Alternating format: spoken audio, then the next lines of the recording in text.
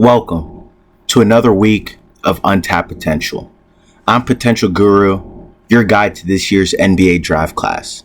And this week, we'll dive into this year's sleeping giant. You had no idea, did you? I've been a Super Saiyan for years, and now I too have the power of a god.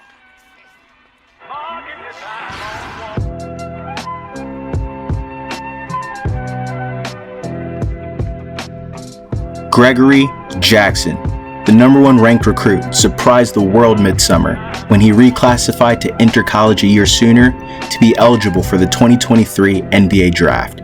He also decommitted from UNC and chose to stay home to take the lead role of the South Carolina Gamecocks. At just 17 years old, the 6'9" forward is the perfect Swiss Army knife, and throwing himself into this year's draft increases the mystery to where he might fall, making him my early sleeper pick.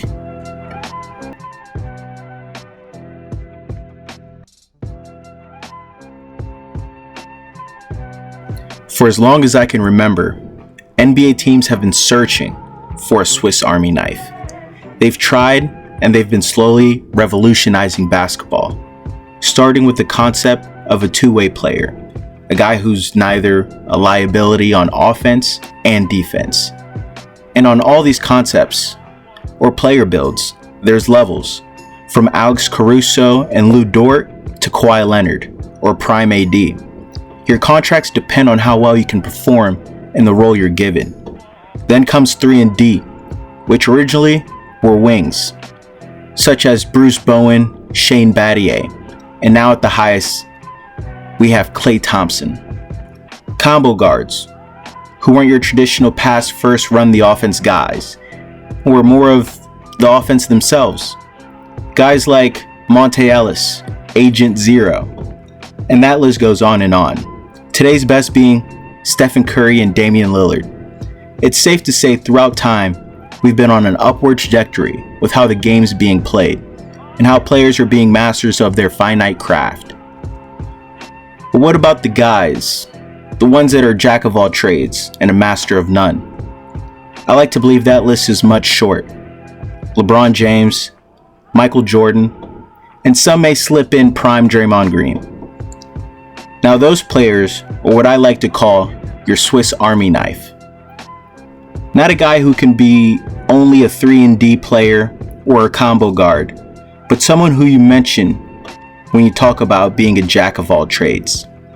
Now GG Jackson is that someone. It all begins with his freaky athleticism and frame. Now I bet if he went to the NFL Combine today, which is going on this week, he'd be in the same breath as Darnell Washington, Michael Mayer, and any other top tight end prospect. At his size, he's the catalyst to South Carolina's offense, being one of the leading scorers among freshmen in the Southern Eastern Conference. His skill plus size makes his offensive game effortless. His team does a great job playing him from all over the court. He comes off pin downs and makes quick decisions. Shooting at 33% from 3 gives him options. Shooting under 2 threes a game, I have confidence his percentage will get better with more attempts. But with the amount of screens he receives, it put defenses in a predicament. If teams switch a smaller defender onto him, best believe Jackson will bully him into getting whatever shot he wants. Most of the time, it's a strong drive and finish at the rim. And what's funny is, if teams don't switch and keep a big on him, his speed and skill allows him to do the same, getting to the rack or settling for a jump shot when bigs are dropping so far back, afraid of the blow-by.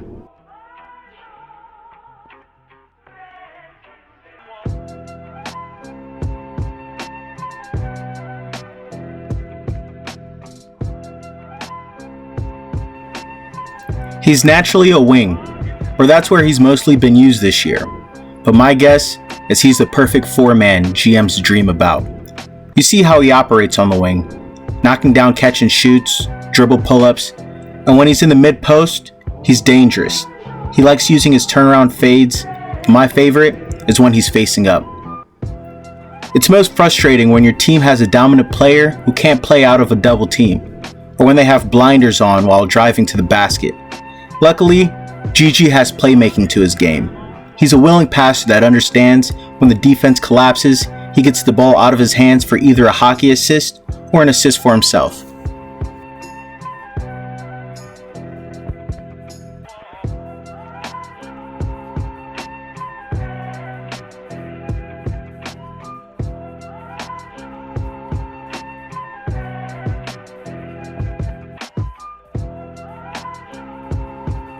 Now his defense is second to none. I've watched him hog guards full court and even take the Brandon Miller matchup for 4 quarters and all its overtimes. Now that game didn't end well for them, but it's refreshing watching the game and seeing the matchup as a fan you want to see. And although he's who they rely on offense, there wasn't a second he asked to be switched off of the other team's best player, one of college's leading scorers. His intensity is unmatched. He's like Marcus Smart when it comes to making second and third efforts, floating from sideline to sideline. And his ability to protect the rim does not go unnoticed. 24 blocks in 30 games. In the NBA, if you want to go far in the playoffs, you're going to need someone to slow down your juggernaut guards like Luka, Shea, Dame, and your long wings like KD, Tatum, Brandon Ingram.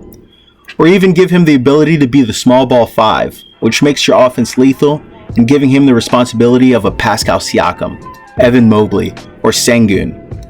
I know teams are considering defense when evaluating prospects and how rangy they are. Teams today sacrifice on the other end just to have defensive presence. Having a high motor defensive anchor with tons of offensive potential is reason to draft Gigi at number 1 any other year.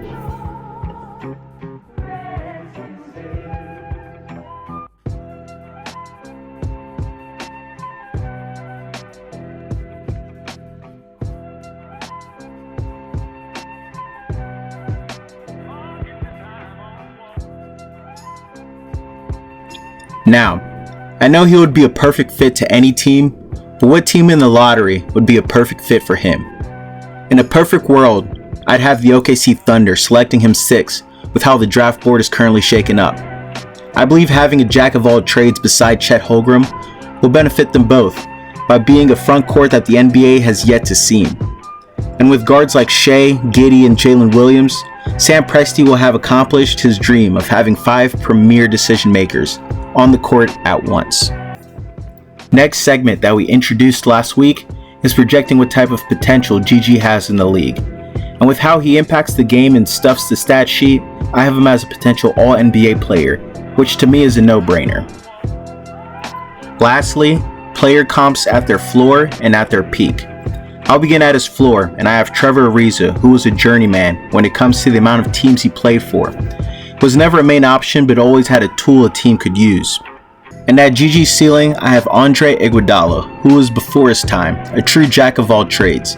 He fit on every team with his ability to go from an offensive first option, averaging 19 and 5 for the 76ers, to sharing the court with Allen Iverson and becoming a second option, still around 14 points a season with even better assists and rebounds.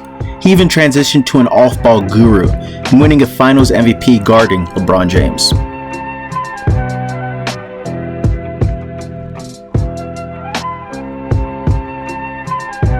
Be sure to like and subscribe.